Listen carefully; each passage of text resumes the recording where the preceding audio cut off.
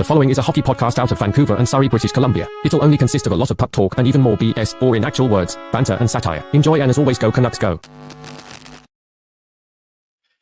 Canucks fans, pat yourself on the back because you survived a tumultuous season. And, there's a lot of negative that we could get into here, but this one, let's start it off by talking about the underdogs.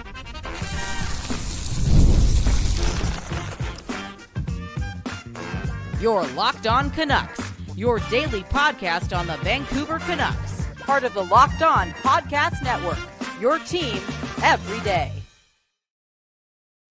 Hey, welcome to another episode of Locked On Canucks. My name is Trevor Beggs, co-host of Locked On Canucks and also a Canucks writer currently with Daily Hive Vancouver.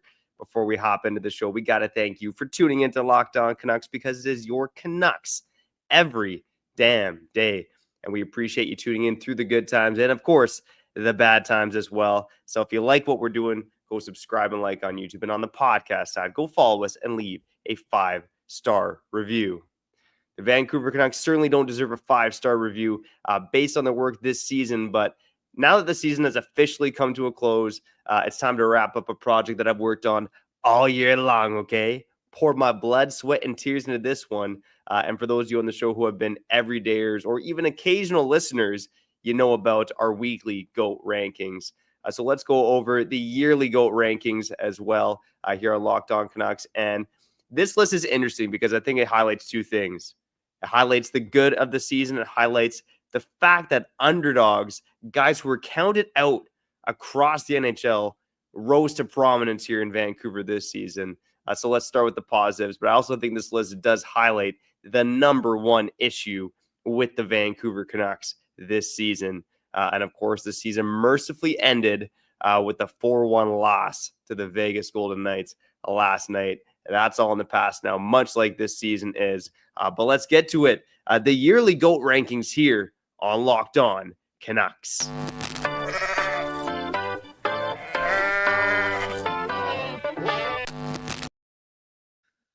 All right, so on Locked On Canucks, I've there's 23 weeks in the season where we went over the GOATs of the year. Let's rip through the GOATs of the week for the last 5 games of the season here before we finalize our GOAT rankings. So at number 1 for the last week this season, I had Pius Suter. I mean, this guy on an absolute heater for your Vancouver Canucks to end the season. Finishes off the year, scoring the last goal of the Vancouver Canucks season, ends up with 25 goals on the season. Rick Tocchet thought 20 was the cha-ching goal. How about 25 for number 24 on your Vancouver Canucks? He had 3 goals in his last 5 games to end off the season here. And at number 2 on the list, we're going to hear more about this guy in a bit, but Kiefer Sherwood, Kiefer the Reefer. Man, oh man. I did not think entering the season that would be smoking as much Reefer Sherwood as I did, baby.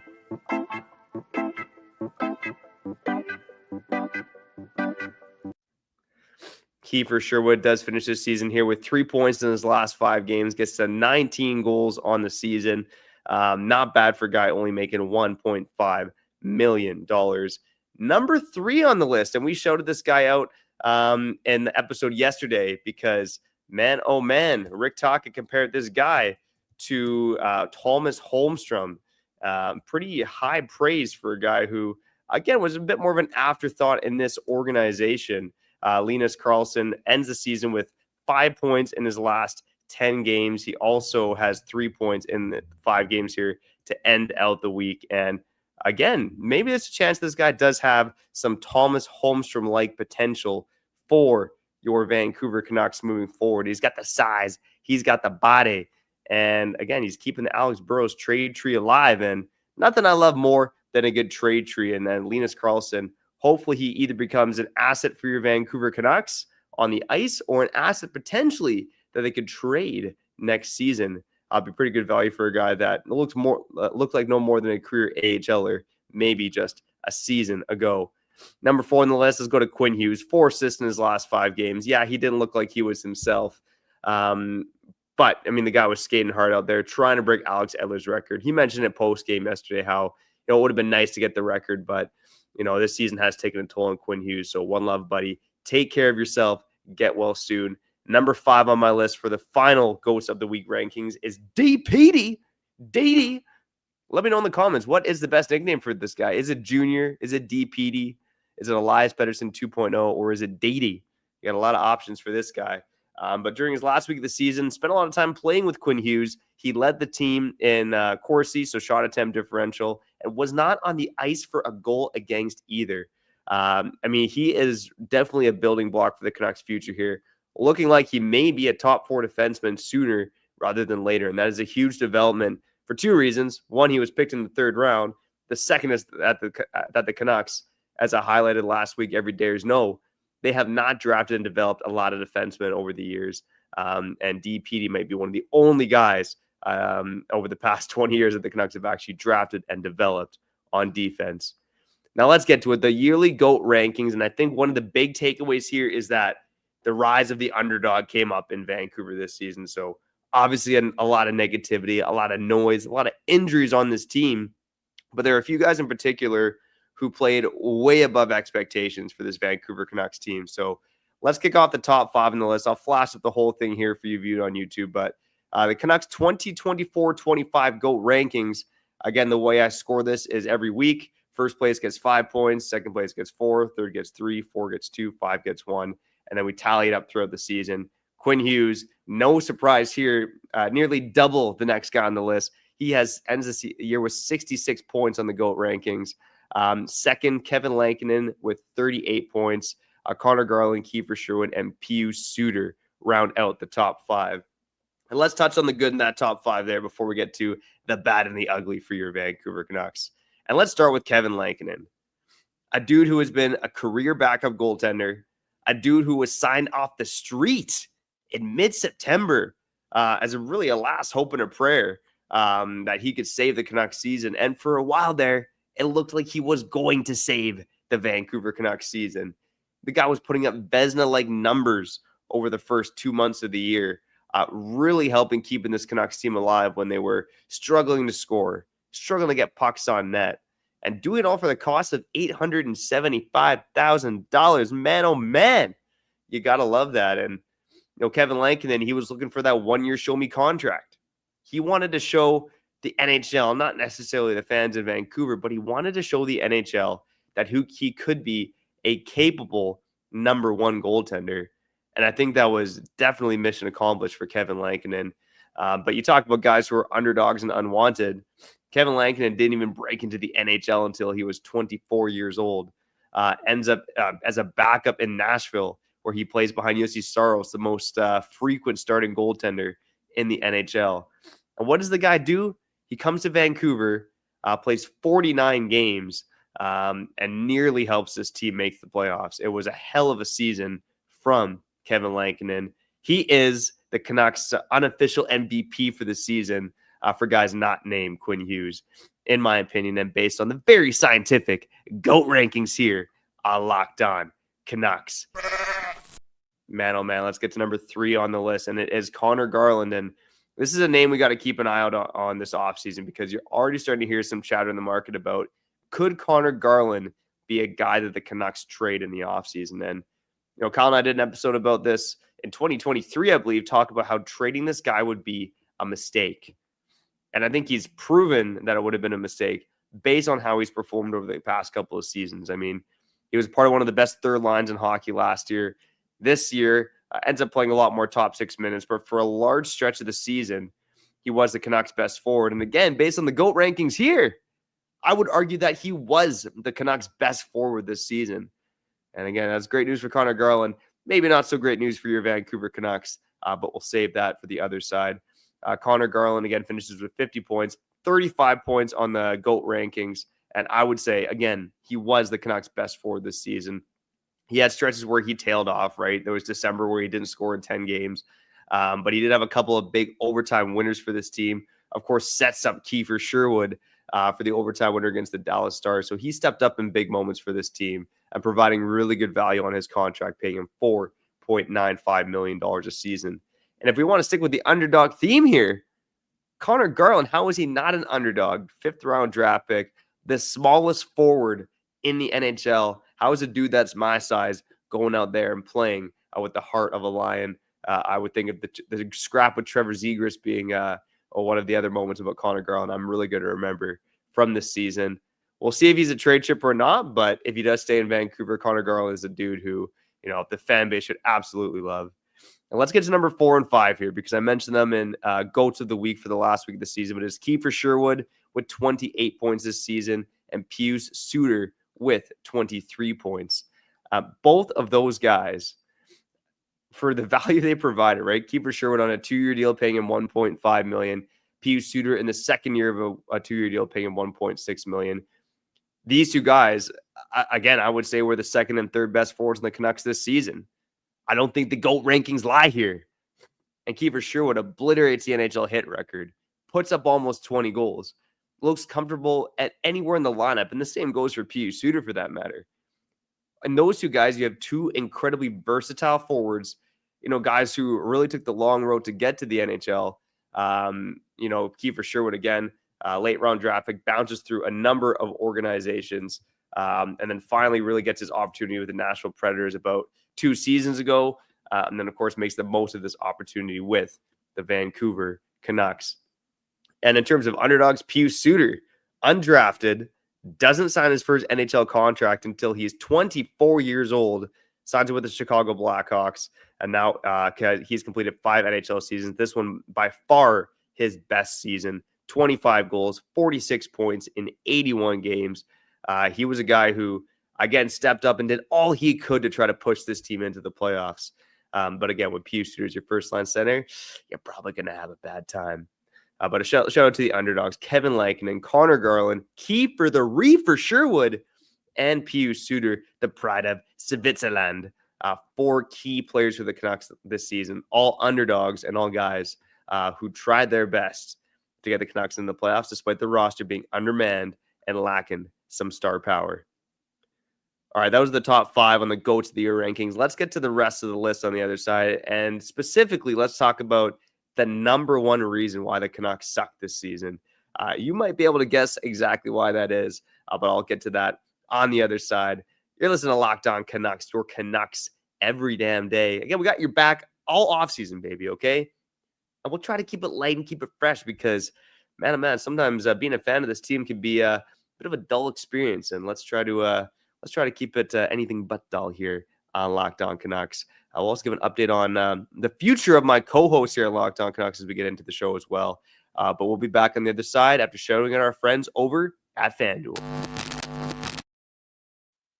Man, oh man, if you want to spice up the NHL playoffs with the Canucks being out, FanDuel, they got your back. They're giving new customers an incredible way to get in on the action. Right now, when you join FanDuel and place your first $5 bet, you'll get $250 in bonus bets if your bet wins. And I love how the FanDuel app, they make it easy, baby, because, me, I'm getting old now, 31 years old. Using technology can be a little difficult, but the FanDuel app makes it easy. I could place bets on the toilet with my eyes closed. Boom, bam. And that's how it goes. And you know me, I'm a number 1 Senators fan now. Big Ottawa Senators fan. My wife's from Ottawa. I've been back to Ottawa every year for the past 10 years. I'm on the Senators bandwagon. F the Leafs. I'm placing my money on the Sens to beat the Leafs. Let's go, baby. That's called betting with your heart. But whatever you're betting on, whether it's NHL, NBA, or whatever it is, don't miss out. Head to FanDuel.com and claim your $250 in bonus bets today.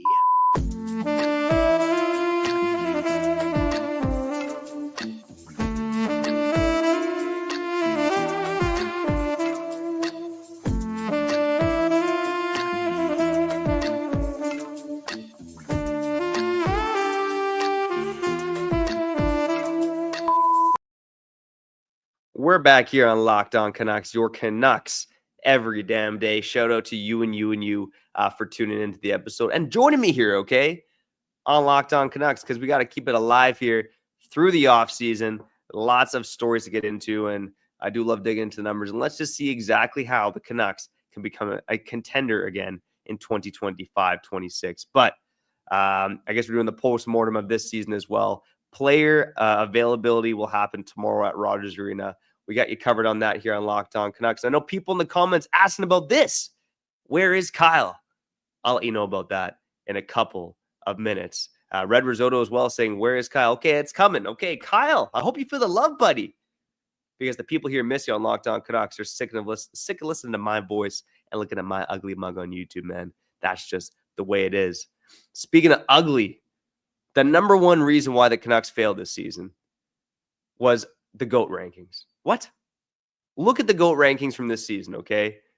I have the top 5 here up on YouTube. Quinn Hughes, Kevin Lankinen, Connor Garland, Kiefer Sherwood, and Pius Suter. When we did this in 2023-24, look at the difference with the top names on the list. It was JT Miller, Quinn Hughes, Elias Pettersson, Thatcher Demko, and Brock Besser. The number one reason why the Canucks suck this year is their stars weren't their stars. Guys like Elias Pettersson, Brock Besser, and Jake DeBrusk were outplayed by guys like Connor Garland, Kiefer Sherwood, and Pius Suter. And look, I don't want to take anything away from the seasons that those guys had because they all had career seasons. Connor Garland more in line with his career norm in terms of points and what he produced. But just on a night in, night out basis was arguably the Canucks' best forward on a number of occasions. So I don't want to take anything away from those guys. But if you truly want to be a Stanley Cup contender, I know you know this, your stars need to be your stars. And the Canucks stars were their star players in 2023-24. Again, Quinn Hughes wins the Norris. I had JT Miller as the GOAT of the year just in terms of week in, week out, making a difference for your Vancouver Canucks, more so than anybody else. And this season, it was more so the Kevin Lankinens, the Pius Suters, the Kiefer Sherwoods, who are the most consistent Canucks. That can just not be the case if you're going to contend for the Stanley Cup. So let's get to the rest of the list and break this down here. So number 6 on the list is Elias Pettersson. And to be honest with you, Elias Pettersson, he put up most of those points in a couple of stretches, right? He had that stretch in November, just before JT Miller's absence and during his absence, where he put up 20 points in 15 games. He also had that stretch at the tail end of the season before his injury, where he put up 9 points in 7 games. So you're talking about 29 points coming in less than half of his games. I mean, he was basically playing in a fourth line rate, in my opinion, through the rest of his time on the ice. And we all know it was the number one reason the Canucks suffered this year, both the Elias Pettersson drop-off and the turmoil with JT Miller. And it's reflected here on the GOAT rankings as well. I'm actually a little surprised to see him as high as 6th. But again, he brought the defensive floor, and then he kind of padded those stats with a couple of really good weeks in November, where he was our GOAT of the week twice, I believe, in November when JT Miller was out of the lineup. And again, where the heck are Brock Besser and Jake DeBrusk? All right, let's go from 6 to 10 here. We got Elias Pettersson, I got Nils Höglander, Philip Hronek, Brock Besser, and then Teddy Blueger. And shout out to Teddy Blueger, a big reason why the Canucks had such a strong penalty kill this season. But Teddy Blueger is Teddy Blueger, right? He's a fourth line center for your Vancouver Canucks. Philip Hronek, to see him that high up the list, that's probably where he belongs, especially due to the fact that he missed nearly 7 weeks with a shoulder injury through December and part of January as well. Philip Hronek, he's an interesting guy to get into as we dive into the offseason a bit more. Could he be a trade candidate? Is he worth the contract that the Canucks signed him to?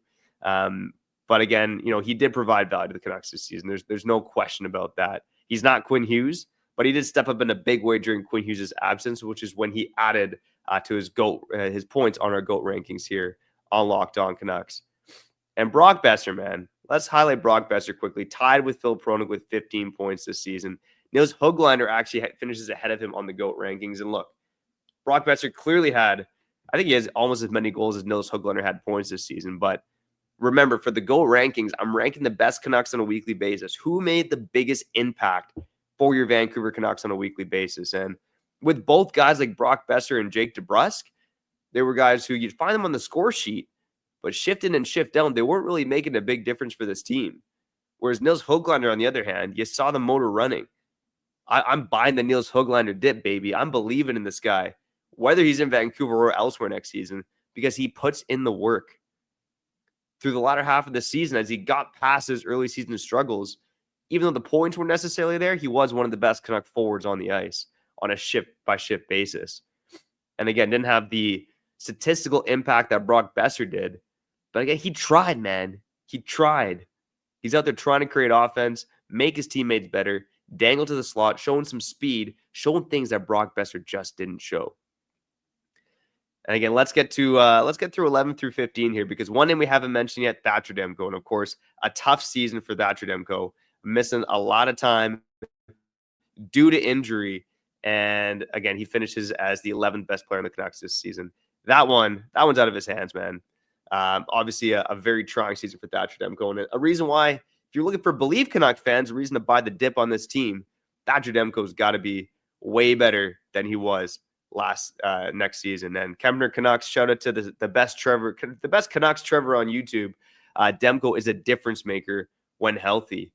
And we saw that heading into the Four Nations break there, when he had, his run of, 5 straight wins, 4-0-1, with like a 9.59 save percentage, I believe. He was stopping almost everything that came his way. The Vancouver Canucks are a very different team if Thatcher Demko gets going. And again, Kevin Lankinen had a hell of a season, but when you look at the Canucks save percentage as a whole, they were a bottom 10 team in terms of goaltending. Goaltending was not a strength of this team this year. Neither was the offense. When you put those two together, it's almost a little surprising that they only missed the playoffs by a few points. They were in the race up until the very end. Thatcher Demko, better days ahead for him next season. Let's look at the rest of the list. DPD piling up some points here over the past couple months. He finishes 12th on our GOAT rankings. That is an indictment on the Vancouver Canucks. But DPD, again, you talk about guys who made a shift-to-shift difference, were noticeable every night. DPD, a noticeable player out there. And this might be the biggest surprise for me because, hey, I put these together on a weekly basis, and then I add up the numbers, right? And Jake DeBrusk finishes at 13th on the list, behind Thatcher Demko, who played less than 20 games, behind DPD. But the rationale with Jake DeBrusk is pretty simple. The argument is, and again, my bold prediction from the offseason came true. Jake DeBrusk led this team in goals, I should say. Not many were predicting that in this market prior to the season. I don't know if I want to pat myself on the back for it, though, because Jake DeBrusk, sure, he gets the goals, and he finishes the season with 4 goals in his last 5 games. He still didn't make my GOATs of the week rankings because you just don't notice him a lot of the time. A guy like Nils Höglander, you notice him trying to create offense. DPD, you notice him being physical, moving the puck up the ice, keeping plays alive. Jake DeBrusk, you almost only notice him when he scores goals. Jake DeBrusk was quieter and more disappointing than I thought he'd be this season, which is pretty damning considering that he got 28 goals for this team, a career high for him. But when I look at these rankings, I think Jake DeBrusk is exactly where he belongs, because he wasn't a guy that really made a noticeable difference for the Canucks, aside from the fact that he likes to bang in goals from around the crease. And don't get me wrong, that's valuable. But could a guy like Kiefer Sherwood do that? Could a guy like Connor Garland do that? Maybe Dakota Joshua next year? Jake DeBrusk, he's got the soft hands around the net. The goals speak for themselves, but not a guy I was really in love with during his first season with the Vancouver Canucks. Let's wrap up 11 through 15. JT Miller with 7 points in the GOAT rankings this season. Again, it was a disappointing season for JT Miller in Vancouver. He looked checked out most of the time. And Philip Hedl gets 6 points. Again, a couple of great weeks for him. Looking like one of the best Canucks on the ice prior to his injury. I want to wrap up the show on the other side with some optimism for Canuck fans heading into the weekend and heading into next season as well. And of course, we got you covered here, Locked On Canucks, your Canucks every damn day. We'll get my ballad wrapping up on the other side here on Locked On Canucks.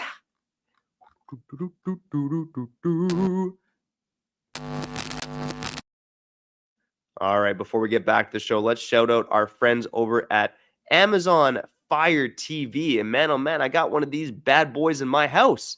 But I didn't know this, man. What? This is blowing my mind. Did you know that your Fire TV is also an Xbox? No, I did not know that. Turn any TV into your gaming and entertainment hub with Fire Stick 4K devices, no console required. Just grab your paired controller, subscribe, or sign into Xbox Game Pass Ultimate with EA Play included, and you're ready to play.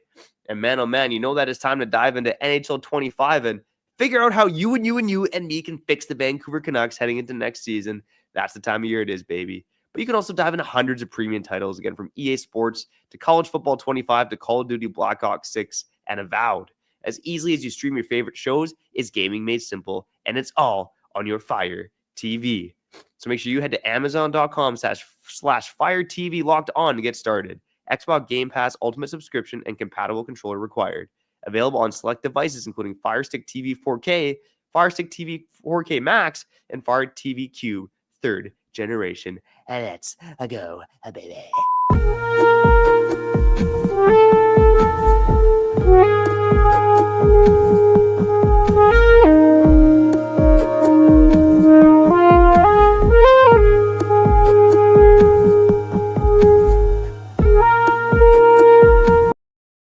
All right, we're back here on Locked On Canucks. Your Canucks every damn day. And hey, we've done this offseason once before here on Locked On Canucks. Well, we've done it every offseason that we've been on the show. But, Kyle and I, our first year on the show, heading into the 2023 offseason, we got it done. We try to keep it light and entertaining for you. And hey, you haven't tuned out yet, have you?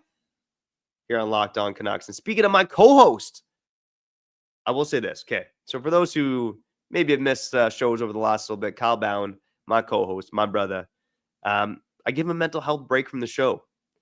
And, he needed to take care of himself. The Canucks losing. The Canucks suck-itis getting him down. Remember, the Canucks suck-itis put Kyle in the hospital back in January.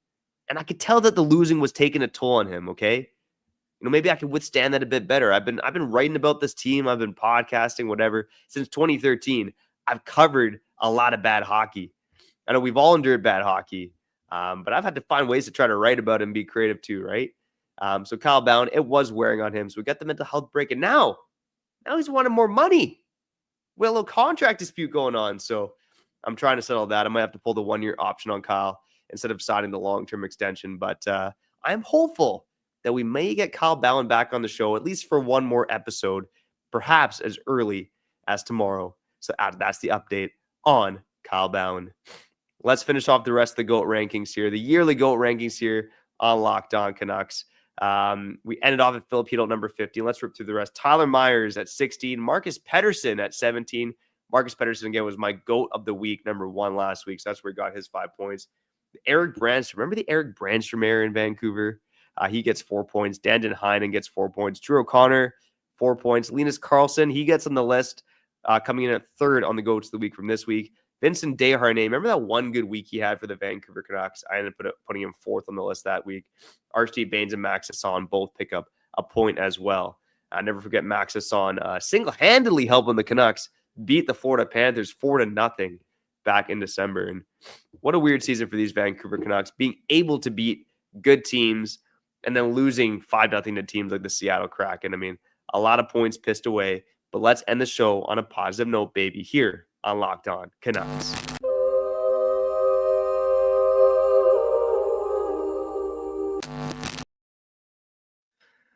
You know what, the Vancouver Canucks this season, much like they've done in many of their NHL seasons, they disappointed. And Ian McIntyre had a pretty crazy stat pull that this was, in terms of point percentage, the 16th best season for the Vancouver Canucks in their 54-year history. That is a damning total, okay? That is a damning total for your Vancouver Canucks. But look, hockey, more so now than ever, is a league driven by parity. Look at the battle for the Eastern Conference wildcard race. Look at the margins here in the Western Conference where, the Vancouver Canucks stayed in the fight despite so many things going wrong. The Calgary Flames get into the conversation because of a guy like Dustin Wolf. Parity in the NHL is now crazier than ever, which makes it harder to predict what's going to happen in this league. Now, I think the Winnipeg Jets and the Washington Capitals, 2 teams that finished at the top of the food chain this year, are a prime example. The Washington Capitals, to me, no other team surprised me more than them this season. Despite the changes they made, I thought they were probably on the outside looking in the wildcard mix, and they made me look stupid by winning the Eastern Conference. Similar story with the Winnipeg Jets. I think many of them saw them as a wildcard team, perhaps a team that was going to be going backwards after absolutely bombing out in the playoffs last season. And lo and behold, they finished winning the President's Trophy. It's just hard to know what's going to happen in the NHL on a year-to-year basis. There are always surprise teams. The Canucks were one of them last year. And based on just how much went wrong this season, I think there's a good chance the Canucks are one of those surprise teams again next year as well. Look, the Canucks still have the best defenseman on the planet. They do have a guy in Elias Pettersson who, despite some troubling struggles, was one of the best players in the NHL up until January of last season.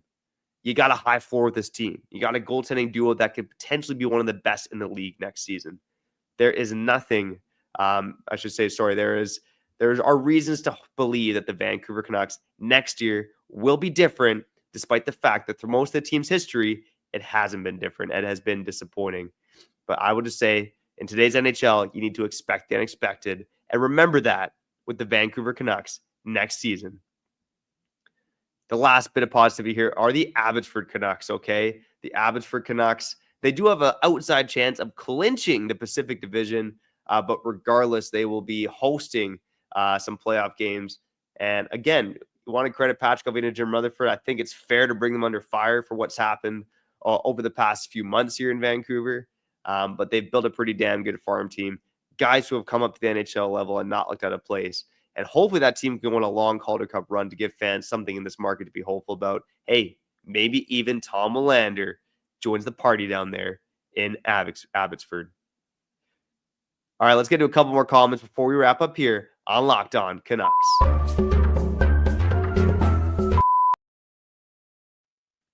Dan Jardine in the comments saying, I'm being harsh on Jake DeBrusk. He gave us exactly what we expected. He is a second line 25 to 30 goal scorer. Look, the issue with Jake DeBrusk is, again, he's getting paid $5.5 million. He scored what we expected him to score, but he was incredibly inconsistent. He's not a quick guy. He's not a physical guy. He's not a playmaker. He's just a guy that goes to the net and buries goals. And I think you can see why, maybe there was some hesitancy for the Boston Bruins to bring him back, right? And I mean, it's hard to argue that they made the wrong call there. He only had a terrible season, but, that was a team where Jake DeBrusk, he showed up in the playoffs, but he was a ghost a lot of the time in the regular season. And look, Jake DeBrusk, I just want to see more from the guy. They just show that you're trying out there. I think that was the issue with both Boeser and DeBrusk this season, is both guys spent a lot of the season floating around and not making plays, not setting up teammates, and not really being an impactful forward when this team desperately needed impactful forwards. And look, Jake DeBrusk is in this market for a long time. I hope there's a better potential with Jake DeBrusk. And hey, I believe that he can be a better player if he gets a better centerman to play with, whether that's Filipino, whether that's Elias Pettersson bouncing back, whether that's someone new coming in. Jake DeBrusk, I think the best stretch he played of his career was when he spent most of the season with Bergeron and Marchand in Boston. If he plays the number one center, I think you get a better version of Jake DeBrusk, but he looked like a guy that was lost out there a lot of the time and a guy you really only noticed when he was scoring goals. All right, let's wrap up here on Locked On Canucks. Your Canucks every damn day. I appreciate you and you for tuning in. Again, trying to end this contract dispute with Kyle Bowen, hopefully as soon as tomorrow. But I appreciate you for tuning in. If you like what we're doing, go subscribe and like on YouTube. On the podcast side, go follow us and leave a 5-star review. I got to get out of here. I'm Trevor Beggs, and you've been listening to Locked On Canucks.